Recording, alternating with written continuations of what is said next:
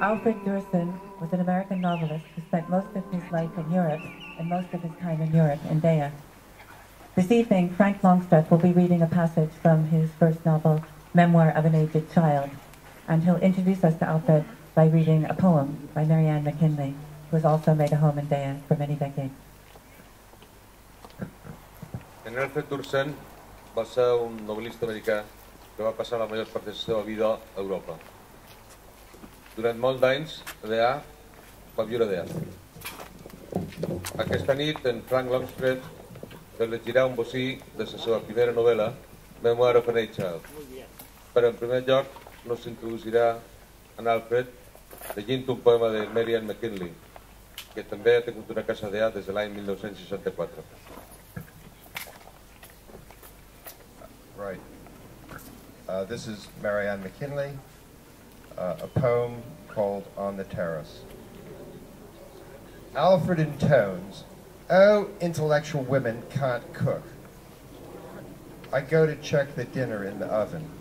Chicken, rosemary, garlic, baked potatoes." Back on the terrace, Alfred has helped himself to more wine.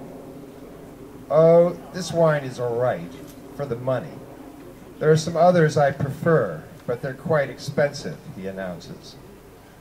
"God, Alfred," I sigh, "do you want to stay for dinner?" "Well, actually, it's supper, not dinner," he says. "Oh, yes, I suppose I can stay. I counted the potatoes in your oven as I came in. You do have enough." Am I redeemed if the chicken is dry? I sip my wine. "I'll go home and get some good wine before we eat," he says.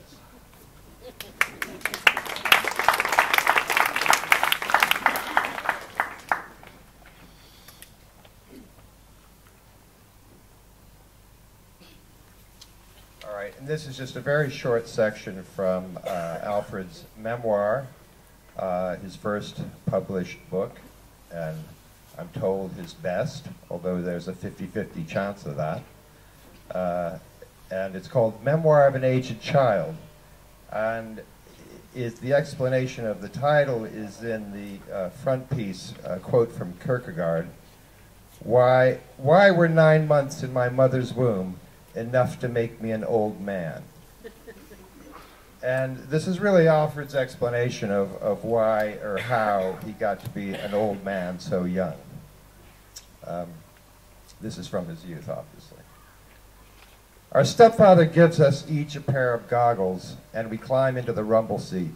Between us and them, there's a canvas hood with a little yellow window of celluloid, crisscrossed with fine scratches.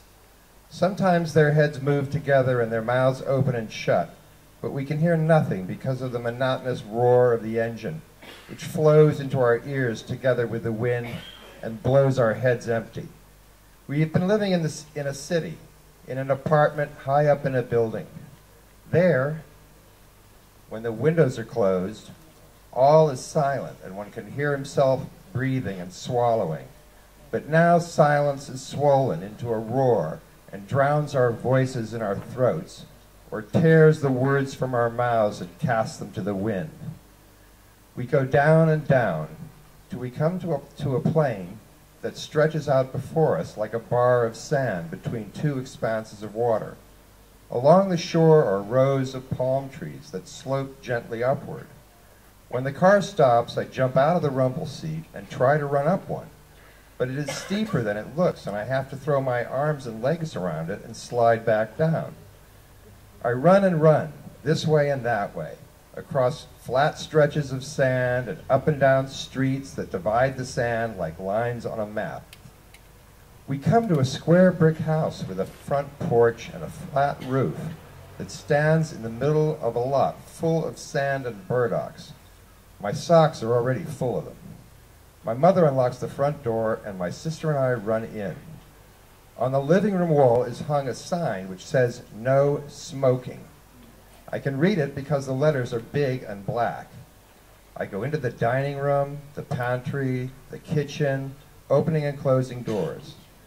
The house must be simply sitting on a pile of sand because there's no door leading to a cellar. I go upstairs and find a ladder leading up to a trap door. I climb up on the roof and run back and forth. I have never before lived in a house with a flat roof. There's a big wooden panel, tilted backward like a billboard on a sidewalk and covered with serried rows of coiled copper pipe.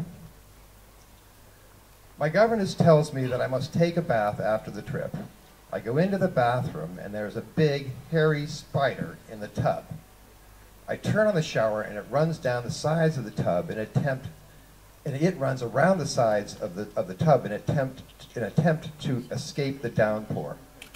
I fill a glass with water and wash it down the drain, but after a few seconds it comes back up and advances toward me as if it has finally discovered its tormentor. I run out of the bathroom and slam the door. The governess, whose job it is to teach me to read, has taken off all her clothes, removed the mattress from the bed, and is lying on the bare springs, sweating. A rivulet is running between her breasts, which hang symmetrically on either side of her rib cage. I tell her I can't take a bath because there's a big spider in the tub, and at the same time I look at the dark shadow that falls between her legs, and I shudder. She gets up from the bare springs, which have made hexagons up and down her back, takes a newspaper from a wicker armchair and rolls it up.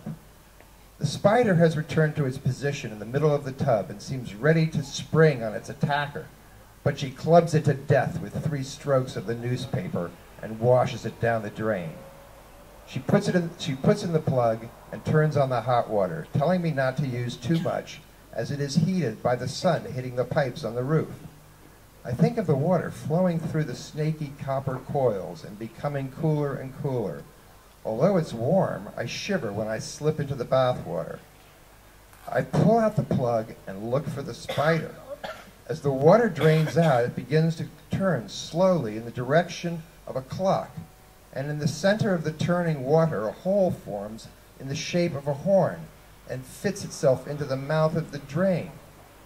The waters have parted for the spider, who is only to climb up the turning porches to reach my hand.